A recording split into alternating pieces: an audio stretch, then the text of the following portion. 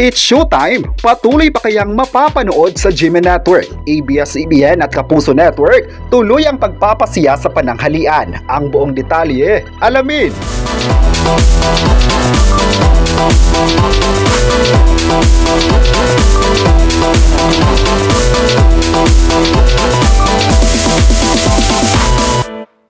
Dahil nga ay usap-usapan sa online ngayon na pagkatapos ng kontrata ng ABS-CBN at GMA Network sa kanilang noontime show, umugong ang balita na baka hindi na magre-renew ng panibagong kontrata with them. Ayon pa sa online, posibleng may lulutuing bagong noontime program ang GMA7 na ang mga host ay mula sa Sparkle Artists. Kung matutuloy na nga ang usap-usapang noontime show, saan na kaya mapapanood ang It's Showtime? Pero maalala nitong nakaraan, inamin ng GMA Network na malaking tulong sa kanila ang collab na nangyari sa It's Showtime at sa kanilang network. Dahil nga sa naging collab nila ay mas lalong nabibigyan ng pagkakataon na mapapanood ang It's Showtime sa mas maraming tao. Marami naman talaga ang nag-aabang sa It's Showtime at masaya sa kanilang naging partnership na ito. Kaya imposible kung hindi magre-renew ang It's Showtime sa Kapuso Network na maganda naman ang naging relasyon ng dalawang network. Kaya walang dapat ikakabahala ang mga taga-suporta ng It's Showtime dahil abangan pa ang pasabog nila sa mga manonood.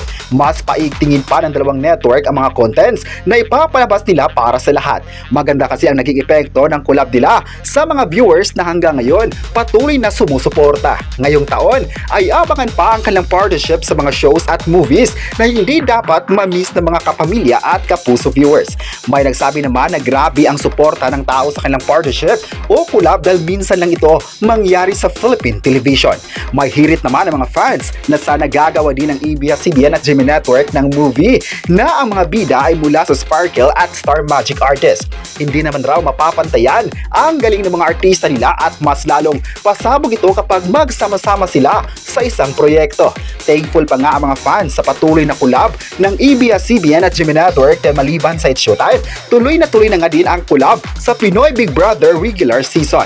Kaya hindi totoo ang kumalat online na mag-goodbye na ang It's Showtime sa Kapuso Network. At sure na sure ngayon na palagi nang mapapanood ang noontime program sa Kapuso Network dahil gustong-gusto ito ng mga viewers. Iba naman raw talaga ang dala ng It's Showtime sa mga viewers at puro good vibes lang ang mapapanood nila. Kahit may issue nitong nakaraan, ngunit hindi nakaapekto sa programa nito. Ang totoo pa nga ay isa ang GMA Network sa mga respondents na tumutulong para maayos ang problema ng programa.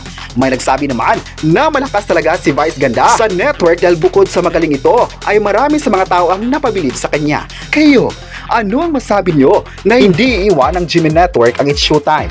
I-comment na kung gusto mo bang gagawa ang Kapuso ng panibagong noontime show at huwag kalimutang i-subscribe ang ating YouTube channel.